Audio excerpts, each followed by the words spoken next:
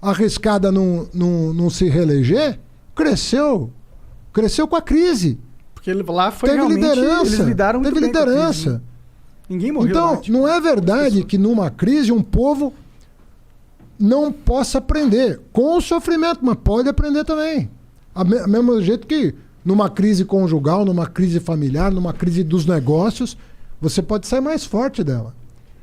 A pergunta é, o que nós vamos aprender? Nós vamos sair melhor do que entramos? A minha impressão é de que não. Esse é o Mas esse projeto que tu diz que é fundamental, e eu concordo, eu acho que independente de eu concordar ou não com o projeto em si, eu acho que se o cara que tá ali, ele acredita de verdade no projeto dele, eu respeito. Sim. Sabe? Então vamos lá. Tu sente que esse projeto, que o Bolsonaro nunca teve um projeto, na tua opinião, ou esse projeto foi... sucumbido. Se fudeu o projeto por causa que veio a pandemia e começou a ter que lidar com isso? Eu acho que não tem a ver com a pandemia. Eu acho que a pandemia só... Bom, é inegável que um ambiente de pandemia é mais difícil para o governante, né? É mais difícil de governar, mas de novo, não é fato que você sucumba a uma dificuldade. Do mesmo jeito que numa guerra tem governantes que crescem, o Churchill não teria o nome que tem se não fosse aquela circunstância. Uhum. Você fala, pô, mas precisou de uma guerra? Não é que precisou de uma guerra, não foi ele que criou a guerra. É que na guerra o cara teve uma postura... Entendeu? Na guerra você tem que ter líderes fortes, né? Porque então, senão você morre. É isso, cara. Então, o que eu tô querendo dizer é o seguinte... Na pandemia também, né? Em qualquer circunstância, sobretudo quando é uma crise que você não produziu, sabe? É a chance que você tem de crescer em reputação junto à opinião pública. Sim. Você fala, você vai para uma TV e fala, é sério, é grave, eu vou fazer tais coisas. De repente ele poderia ter angariado apoio até de quem não votou nele. Com certeza. Fala, pô, eu achava esse cara uma Babacão, porcaria, um idiota, né? Mas comprou as vacinas na hora certa, todo mundo vacinado agora. Veio a crise e ele mostrou que tem fibra. Tem seriedade, tem fibra. Né? E a gente viu muitas mulheres e homens no mundo que mostraram capacidade de enfrentar com fibra, com determinação. Pô, isso passa uma segurança e até uma simpatia de quem não votou em você. Você fala, pô, o cara é sério, pô. Eu não votei nele, mas olha aí, ele tá cuidando das pessoas, ele tá olhando pela comunidade, ele tá fazendo a parte dele. Qual é o ganho que nós vamos ter? Eu não vejo isso, cara. Eu falo isso assim... É óbvio que eu torço pro Bolsonaro perder a eleição. Agora, eu preferia não estar torcendo como eu estou. Eu preferia estar querendo disputar projeto com ele e não lamentando todo dia abrir o jornal e ver as maiores barbaridades acontecendo. Mas aí você falou algo interessante. Que aí você pode discordar e concordar comigo. O que você tem achado do papel da mídia nessa pandemia? Porque uma coisa eu entendo que a pandemia é algo sério. Mas eu entendo também que tragédia vende. Né? Pô, cai um avião, os caras ficam uma semana fazendo a cobertura completa do avião. O que a gente vai ganhar como sociedade sabendo como foi o desfecho do avião? Pouca coisa. Mas a mídia, ela foca nisso, porque sabe que vende, sabe que gera clique. Sim. Você acha que não está acontecendo a mesma coisa na pandemia? Você acha que a mídia ela se perdeu um pouco? Ela está usando a pandemia como ferramenta política?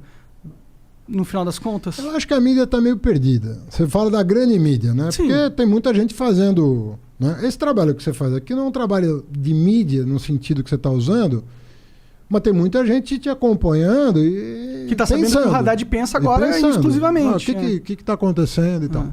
Então, hoje mídia é um conceito muito aberto. Mas a grande mídia, aquela tradicional zona, meia dúzia de famílias e tal, eu acho que ela está perdida. Porque ela própria não sabe muito bem. A mídia sempre achou que tivesse um projeto. Ela achou. Que ela tivesse um projeto dela, de país? De país. Ah, sim. Esses grandes grupos, que do mesmo jeito que a gente está conversando aqui uma vez na vida e outra na morte, eles conversam todo dia por telefone, cara. 2, 3 telefones. Eles são brother. Super brother. Entendeu? E controlam 80% da mídia. E controlam tudo. Então eles têm uma visão de mundo. Eles têm uma visão de mundo, né? Que nem sempre eles combinam com os russos, né? Que é o povo, né? A visão de mundo deles. Claro. E aí eles querem porque querem favorecer os caras cheirosos que eles escolhem para representá-los. O Dória, por exemplo. Né? Então, é aquela coisa que eles não têm noção de que eles têm dois papéis a cumprir. Um, como cidadão, você pode apoiar quem você quiser. Não é porque o cara é dono de jornal que ele não possa ter a opinião dele. Claro. Legítimo que tenha, inclusive. É legítimo. E é mais legítimo ainda quando ele expõe. Aí sim ele é corajoso. Aí é legal. Fala. Agora, o cara tem um jornal, o cara tem uma emissora, ele tem que saber, sobretudo quando é uma concessão pública, como é o rádio e TV, aí ele tem que saber que ele tem um outro chapéu que é mais importante que o primeiro. O primeiro de cidadão, ninguém pode tirar dele.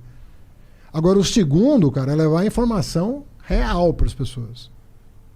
E deixar o cara formar um juízo sobre aquela informação. Mas isso não acontece. Não acontece. Ele leva a informação para o cara ter interpretação que favorece a visão de mundo política dele. E aí, quando o cara mistura, né, o direito que ele tem de ter a visão dele, de religião, de mundo, do que ele quiser, né, com o dever da imprensa de informar corretamente. Então, o que você vê de opinião nos jornais, às vezes é menos do que informação, pô. Pô, você fala, eu quero me informar. Onde você vai hoje? Eu vou pro Twitter. Você percebe? Então, eu me informo sabendo o que as pessoas estão pensando. Mas assim. isso é muito grave, cara. Quando você não começa a não se informar por aqueles que têm a concessão pública para cumprir esse dever... Mas é grave? Ou é libertador? O quê? Isso, essa revolução. Eu acho que é libertador. Você pode achar grave porque agora a gente não tem mais aquele órgão que fala essa é a verdade, é isso que está acontecendo que é importante. Eu entendo. A gente não tem mais aquela luz direcionadora. Não temos mais. O fato da tecnologia ter... Ela é disruptiva, a tecnologia atual. Ela provocou uma hecatombe. Eu não preciso mais esperar tu ir na Globo, na SBT ou na Record dar uma entrevista. Pode chamar você aqui pra conversar. Eu sou um gordo ter tudo, outro gordo ter tudo. A gente não tem nada. Tudo é você. Tá bom, você é só gordo. E a gente não tem, tipo... Eu não sou formado em jornalismo, eu não sou formado em nada. Mas graças à internet... Não, isso aí é... A gente pode construir um óbvio que a gente tem... aqui. É óbvio que, assim como um avião pode te levar para o seu destino ou jogar uma bomba atômica em algum lugar... A gente tem que entender que a tecnologia, ela é ótima porque é um domínio, a humanidade dominou. Mas é uma faca técnica de dois nova. legumes, né? Mas, por exemplo, a questão das fake news não seria possível da maneira que foi. Mas sempre existiu fake news, né? Sempre. A mídia fazia antes. Né? Sempre. Sempre existiu papo, as pessoas indo na igreja, recebendo o sermão, e ali tinha muita informação. Ou centros de... É que hoje é uma... exacerbado, né? Não, hoje é uma pancada. Eu sei assim, porque eu vivi, talvez eu seja o brasileiro que viveu na pele, na última semana do primeiro turno de 2018, o que foi um tsunami de fake news na vida. Não, e eu no começo... Eu tô te falando sério, cara. Isso aqui é uma loucura que eu vou te falar. As primeiras mensagens que eu recebia, eu achava que era alguém fazendo piada. Por aquela foto da mamadeira. Eu falei, quem foi o maluco que fez isso? Eu achava que era uma piada de alguém. Que foto da mamadeira? Mamadeira de piroca. A mamadeira com aquela... Uma mamadeira que a ponta era uma rola. E ele dava pra criança, é isso? Não, ele dizia que eu ia dar. Dizia? Tinha uma foto que você segurando assim, tipo... A mamadeira, sério? Não, eu segurando eu não vi nenhuma. Mas era a foto da mamadeira, não, ó, vai ser distribuído nas creches. Caralho. Eu achava que... Eu falei... Quando o cara veio me preocupado falar comigo, eu falei, cara, esquece isso aqui, cara. Imagina se alguém vai acreditar num negócio desse. Ele falou, não é imagina se vão acreditar. Estão acreditando. A gente fez quali ontem e as pessoas estão achando isso. Eu falava, cara, não é possível. E aí, assim, se fosse só essa, nós contamos 82 disparos em massa numa semana com coisas tão loucas quanto essa. Como que é concorrer a presidente, cara? Como que é esse rolê? Deve ser da hora. Deve ser uma merda. Mas deve ser da hora e uma merda ao mesmo tempo. Ah, não. É mais da hora. É mais da hora? Ah, muito mais. Como que é? Você acorda, aí o cara pega assim, te passa uma agenda. Ó, você tem que estar em Pitininga, você tem que estar em Sorocaba, você tem que estar não sei o quê, você tem uma conversa com o Frei, não sei quem, você tem uma conversa... É isso?